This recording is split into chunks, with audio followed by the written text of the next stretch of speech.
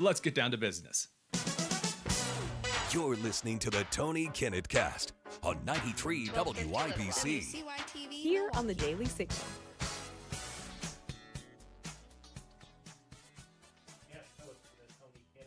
Ethan Hatcher behind the microphone this evening with producer Allison pushing the buttons and doing the things to make the show function. So much news to get into, including some breaking news, which I was told a few moments ago. But first, let's get through your quick news roundup. News on the march.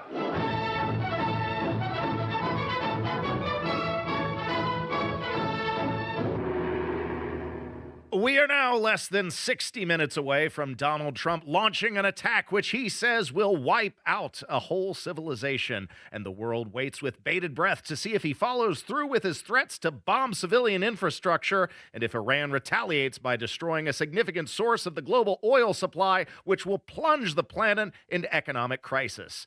But in Indianapolis at the Final Four over the weekend, City Council member Jesse Brown claims that he was shoved by a member of the IMPD while protesting against the NCAA using airlines, which are used by the Department of Homeland Security to deport illegal migrants. And another City Council member, Ron Gibson's house was apparently shot by an angry community member following his support of the Metroblock's data center construction over the objection of the community. And finally, you'll hear sitting Congressman Tim Burchett make a startling claim about the existence of space aliens, and you'll hear it all on tonight's edition of the Tony Kinnett Cast.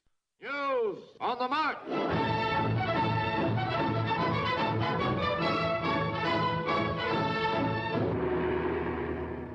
Okay, ladies and gentlemen, I was going to lead with Indianapolis stories, which I still will in the first segment. But first, I feel like I have to get through a bit of breaking news. It turns out, looks like Donald Trump isn't going to destroy an entire civilization tonight. Maybe bombing civilian infrastructure with the civilians standing right on top of it was a bit much. Maybe that was taking it just a hair too far. After all, that would all be caught on camera, and catching such atrocities on film is part of the reason why things went so badly for the United States in the Vietnam War. So wisely, Trump has chosen to avert that possibility. I guess we'll be covering more about the war in Iran in short order, starting with segment 2. But I wanted to lead, like I said, with Indianapolis City Council member Jesse Brown, who says that he was shoved over the weekend by a member of the IMPD. He posted on Facebook, "Tonight, an IMPD officer approached a group of protesters from beside them and did not identify himself or issue verbal orders, but started grabbing, shoving people and cussing at them to move. We were stuck behind other people blocking the sidewalk," Brown said in his post.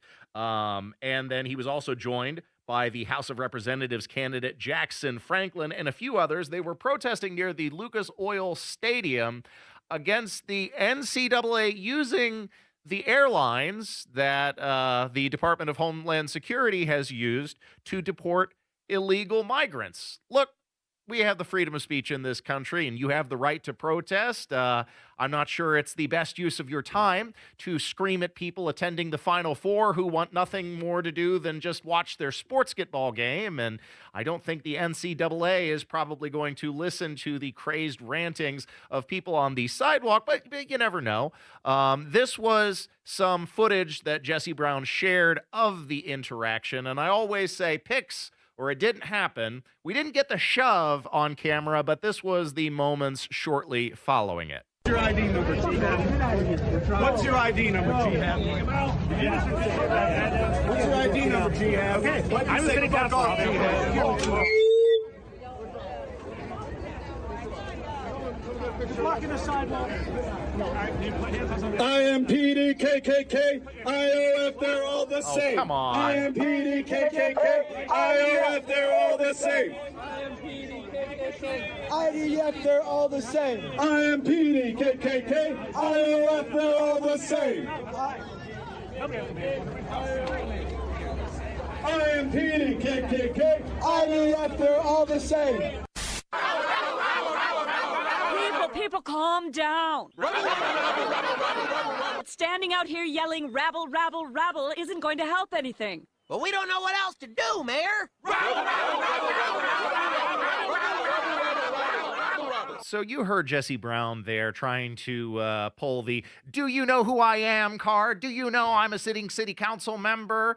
And getting shown to the sidewalk, and then the protesters who were joining him chanting that the IMPD is the same as the KKK. I would be fascinated to know if Jesse Brown truly believes that the police are analogous to the Ku Klux Klan, because if he does, that takes the wind completely out of his sails. It removes any basis for his argument and his position. Witnesses to the event claim that Jesse Brown and his rowdy gang of men were blocking traffic with their 5-foot wide protest sign, and that this IMPD officer was merely a traffic cop who told him, hey, look, you got to get out of the road and you can't block the sidewalk. Look, you can protest about anything you want in this country, but what you don't have the right to do is to disrupt other people from enjoying their night out, from blocking them from access to this very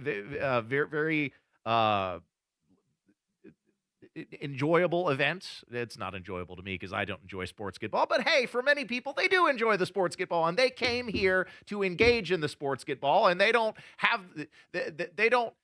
need to be blocked by you from accessing the sidewalk or getting to the Lucas Oil Stadium so you can shout, rant, and rave.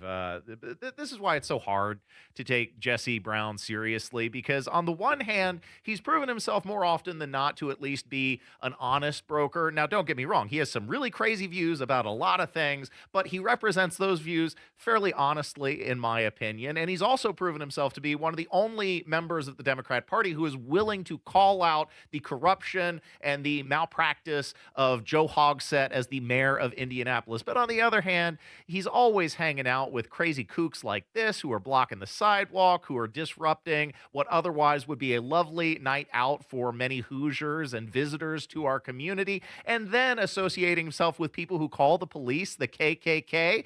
I didn't see the shove happen. Maybe it's on video somewhere. There are cameras all around the stadium, security cameras, some footage that should be available, or heck, I'm sure many of those protesters had a smartphone on them. I mean, one of them whipped it out so that way they could take a clip of that very short interaction and then also capture themselves screaming and calling the police the KKK.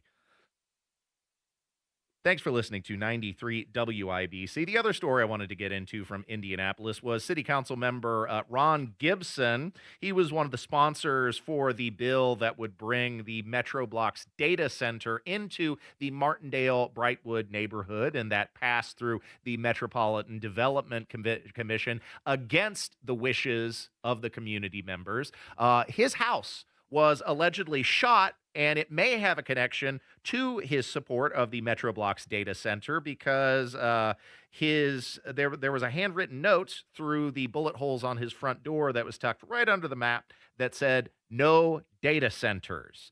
This was the report from CBS News. Just days after voting in favor of building a new data center in Indianapolis, local council member Ron Gibson says he woke up to the sound of gunfire overnight. Gibson said 13 rounds were fired at his home while he and his 8-year-old son were asleep. Some of those bullets landing just steps from their dining room table where his son was playing with Legos the day before. When he stepped outside, he says he found this handwritten note reading "No data centers" under the doormat. There are real benefits tied to this development. Construction is expected to support roughly 300 jobs over a 3-year period. While some councilors argued the data center will bring revenue and jobs, there was pushback from residents over environmental and quality of life concerns. Thank you very much. The vote to move forward passed 6-2. Indianapolis police are calling this an isolated and targeted incident, and police have yet to identify a suspect. This will not stand, This aggression will not stand, man. Now, look, protesting Rob Gibson pushing this data center over the wishes of the community is an absolutely valid exercise, but violence is unacceptable and must be rejected completely and totally. In fact, it devalues your position and devalues your efforts to stop the data center when you resort to violence. I would much rather see people continue to protest, make protest chants and protest songs like this one that was posted to YouTube. Ron Gibson is a little tiny man. He's just an itty bitty man. He fits in Metro Block's pockets. Ron Gibson is a little tiny man. He's just an itty bitty man. He fits on Joe Hogshead's lap.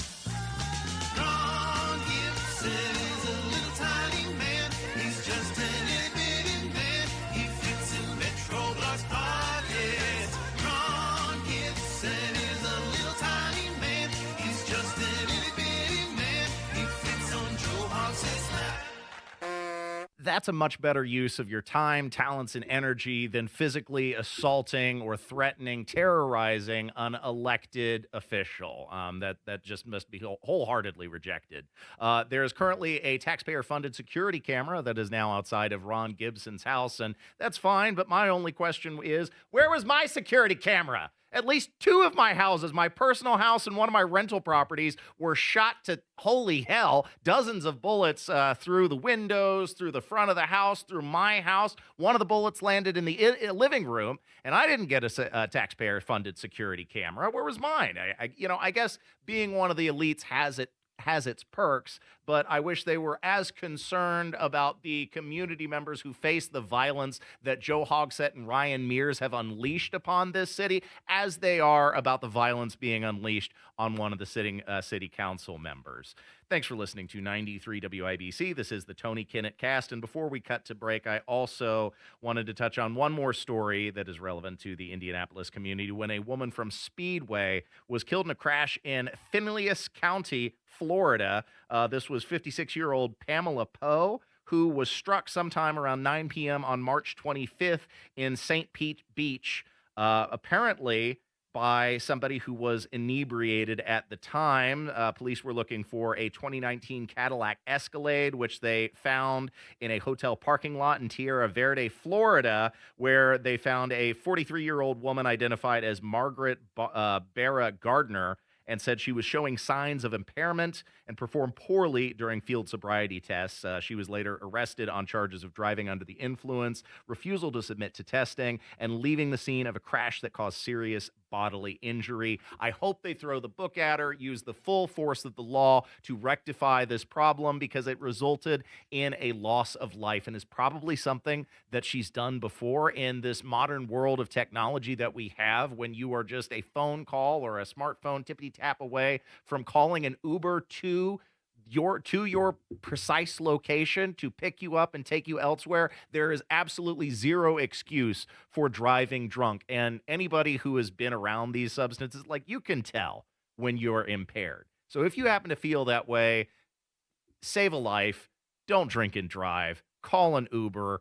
And if you got to resort to selfish reasons, keep yourself out of jail, because now this woman is going to face a lifetime of regret because of her choices, and also inflict pain that can never be taken away because she killed someone behind the wheel. Stay tuned to 93 WIBC. We'll be talking about the Iran war coming up next. It's time. You've been putting off that kitchen or bath remodel long enough. What are you waiting for? Get started today with Boer Remodeling. Boer Remodeling customer Kathy had a bath remodel with Boer. Kathy, talk a little bit about your experience. Our experience with Boer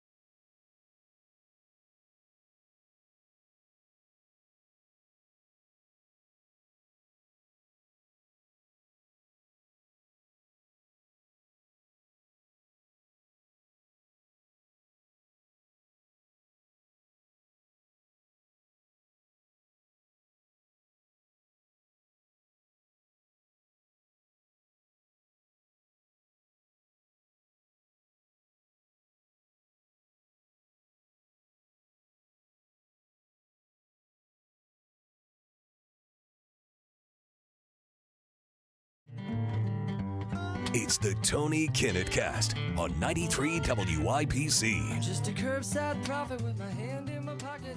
Well, ladies and gentlemen, I'm in a bit of a quandary here because I had done all of my show prep on the preparation of Donald Trump to unleash holy hell on Iran at 8 p.m. this evening, but he's just completely taken the wind out of my sails with this announcement that he's kicking the can down the road another 2 weeks. What'll this be, like the sixth time that he's extended the deadline at this point, which is not very good for the credibility of the United States. You should really be more careful with these statements. We'll go ahead and read the Fox briefing that President Donald Trump agreed to a ceasefire Tuesday evening to suspend the bombing and attack on Iran for 2 weeks.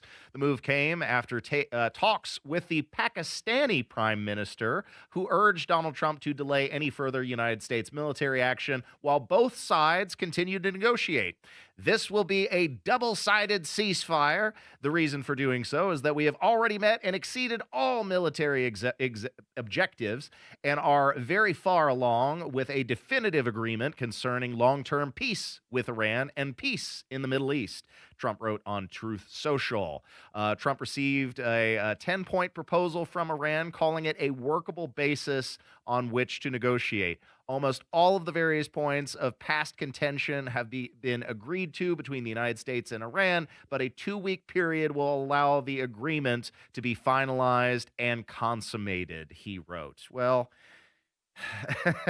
he was not so generous, let's say, over the weekend when he sent his initial fiery tweet on the morning of Easter that was caught a lot of people off guard and was read by Jake Tapper on CNN. He has just threatened Iran in extraordinary graphic terms, giving the Iranian regime just over a day to either make a deal, reopen the Strait of Hormuz, or face hell. If your children are watching, be warned, the president did not use polite language. Quote, Tuesday will be Power Plant Day and Bridge Day, all wrapped up in one in Iran.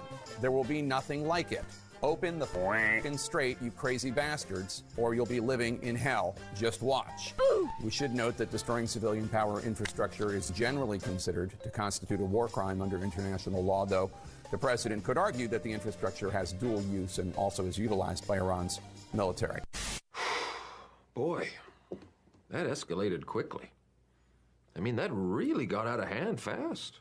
It jumped up a notch. It did, didn't it? He followed up with a later tweet reiterating the threat on Truth Social, where he said, "A whole civilization will die tonight, never to be brought back again. I don't want that to happen, but it probably will. However, now that we have complete and total regime change, where different, smarter, and less radicalized minds prevail, maybe something revolutionarily wonderful can happen. Who knows? We will find out tonight. One of the most important moments in the long and complex history of the world. 47 years of extortion, corruption, and death will finally end. God bless the great people of Iran." That was Donald Trump on Truth Social earlier today, where he was threatening to wipe out their civilization. And, that that's pretty extreme. Kind of reminds me of that moment from Mitchell and Webb. Hans, I've just noticed something. These communists are all cowards. Have you looked at our caps recently? Our caps? The badges on our caps. Have you looked at them? What? No. A bit. They've got skulls on them. Have you noticed that our caps have actually got little pictures of skulls on them? I don't... Hans, are we the baddies? Yeah, I think when you're threatening to blow up bridges, blow up power plants, blow up hospitals and schools, that kind of makes you the bad guys. Call me crazy. I just know that if people were blowing up our bridges and blowing up our power plants and blowing up our civilians and hospitals and schools, we would call those people terrorists, and we would be right to do so if that attack were to happen. But I'm not sure what you call it when the United States is threatening those same things. But Donald Trump presented himself essentially with a no-win situation, and he has nobody blame for this but himself. He lets his mouth get himself into trouble time and time again. There were two outcomes to what he threatened. The first outcome would be catastrophic globally. If he made the attack, 80 million people would lose their electricity. Hospitals, water, communications would all be gone. Iran would then retaliate on Saudi Arabia and the United Arab Emirates oil facilities, which would cause oil to spike past $150, potentially up to $200 a barrel. Gas would hit $6 to $8 per gallon in the United States. Asia would immediately lose 50% of its energy overnight. And the Houthis would close the Red Sea, 2 choke points down simultaneously, which would trigger a global recession.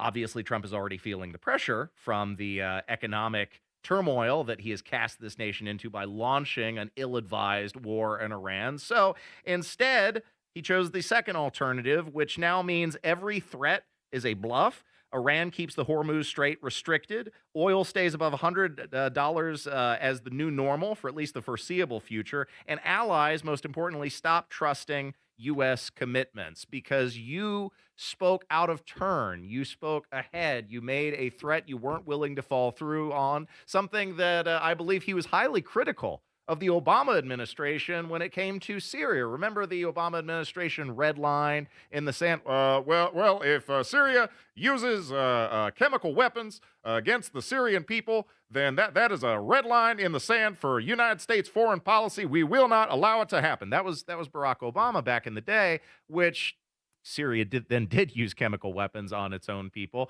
and the United States failed to do anything about it. Don't make threats that you're not willing to follow through on, because it makes you weak and it weakens the position of United States foreign policy, which Donald Trump has nobody to blame but himself. Especially when earlier today he was still telling Fox News the 8 p.m. attack is definitely going to happen, as he told Brett Baer, which I guess he was lying. I just got off the phone with the president, and he called, and I said, listen, if you were to put odds on it, what were the odds that this is going to end up being a negotiated deal? He said he wasn't going to put odds on it, but he said 8 p.m. is happening. That's what he said. He said, it is, if we get to that point, there is going to be an attack like they have not seen. Now, he's sticking to that at this point. Now, he said if negotiations move forward today and there is something concrete, that could change. But at this hour, he didn't want to put odds on it, but he said it is moving forward with the plans that we have. That's a huge deal. And obviously, we all think that it's a thing that he's putting out there to say, don't do this. He says he doesn't want to do it, but he is, at this hour, sticking to it and saying it might be likely if they don't come to the table. Aperture Science. We do what we must because we can. You can tell that Donald Trump was desperately searching for an off-ramp when we are attributing this ceasefire, this 2-week extension, I should say, to the Prime Minister of Pakistan. Now, that's not exactly the source that I had anticipated. I thought we would potentially be getting pressure from Russia or China because of the threat to their energy resources that such an attack could potentially pose. But in this case, I guess it came in the form of Pakistan, or maybe there were other talks behind the scenes that we, the American people, are just completely unaware of. But if such an attack were to happen, it begs the question, at what point do you require congressional authorization? Because wiping out an entire civilization goes just a little bit beyond a military excursion. I feel like it's a fair question. At what point do you need Congress to have a say, which was something that John Berman had asked to Congressman Mike Lawler. Do you think Congress should have a vote if the United States is going to make a whole civilization die? Again, John, you are parsing here. The fact is we're talking about energy and civilian infrastructure. If you look at the role Congress has had a vote, and Congress rejected the push by Democrats, many of whom have previously said that this regime needed to go, many of whom have said this regime could not possess a nuclear weapon. Congress rejected the unilateral and immediate withdrawal. So Congress has already taken action. The president is within his legal authorities to conduct this war. He has taken action to obliterate Iran's ballistic missiles program, their naval fleet. The issue remaining really is with regard to the Strait of Hormuz and the enriched uranium that is hardened, as you pointed out. So the question is, the regime, the remaining remnants of this regime, willing to negotiate in good faith or not? That is what is at stake over the next 11 plus hours. Congressman Mike Lawler from New York. I wasn't parsing, I was quoting, but I appreciate you being with us. I say the whole world must learn of our peaceful ways by force. I mean, look, I am happy that I'm sure many servicemen and women in our armed forces will sleep a little sounder this evening, knowing that for the immediate future, at least for the next 2 weeks, their lives will not be in immediate danger fighting a totally pointless conflict that is inflicting incredible economic turmoil on the American people at a time when they can least afford it. And for what? For basically nothing. Thanks for listening to 93 WIBC, the Tony Kinnett cast. We've got more coverage of the Iran conflict on the way. Stay tuned. Build your cybersecurity skills and prep for thousands.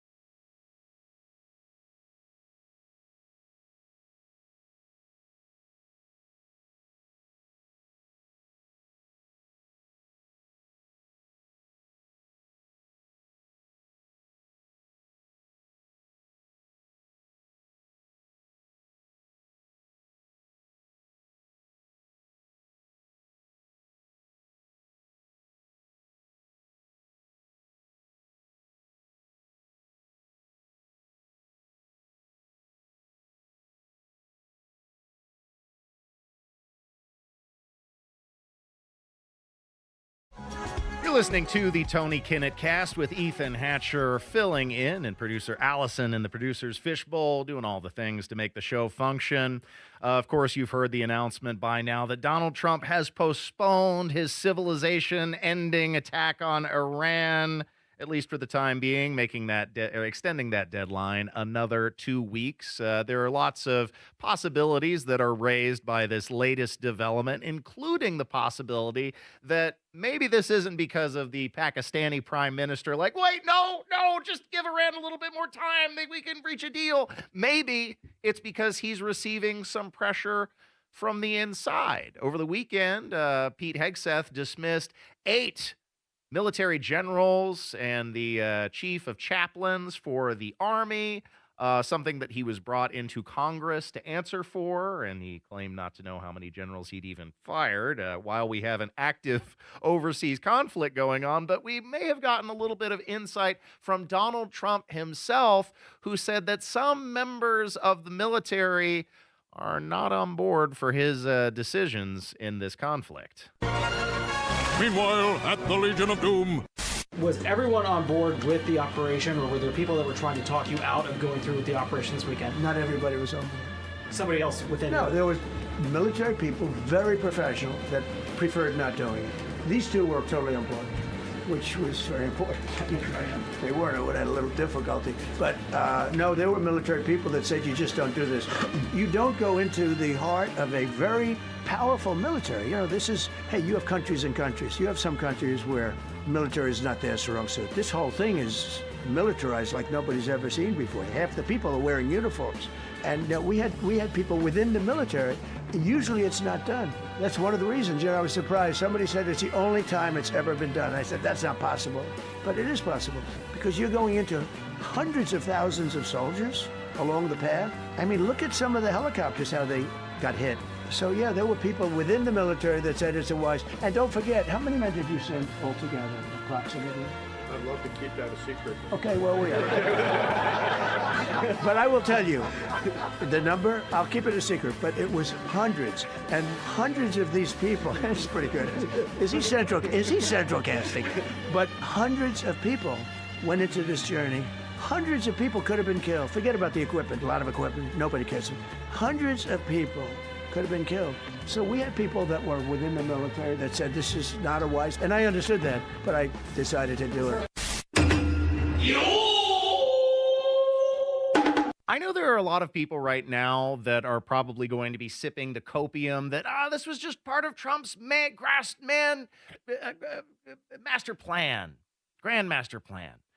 He saw this coming from a mile away, and the threats to bomb them into hell and to hit their civilian infrastructure was just a means into strong-arming them into an agreement. I don't think that's the case. I think Donald Trump has received pressure from inside his military staff that they are unwilling to carry forward some of his more extreme proposals. I think that's at least part of the reason why we've seen a departure of key members of military staff getting fired by Pete Hegseth, who then claim not to know. Well, I don't know. I haven't counted how many people I've fired, which is what he told Congress over the weekend. How many generals and admirals have you fired? I don't know the exact number. You don't know the number. It's 8. Can you explain why any of them were fired? Like, just explain, why was the Army JAG fired? Why did you fire him? They all serve at the pleasure of the president. And I think no, I'm just asking you why. General Kane is a great example. I'm just asking you why. That we need. You probably learned at Princeton what why means. Why did you fire him? They serve at the pleasure of the president, and we want better representation in each and every of those. You can't explain why you fired any of them? Gentlemen's time's expired. A good question for another time. Even Donald Trump himself, when questioned by the press corps, admitted that he really didn't know what he was going to do. I think he didn't know because there's not a plan about this. This is strictly driven by ego and impulse. Our messaging on the war has moved from the war is coming to an end to war going to be bombing Iran to the Stone Ages. And we've heard a range of those kind of messages. So which is it? Are you winding this down? Or are you escalating? I can't tell you. I don't know. I can't tell you. Depends what they do. This is a critical period.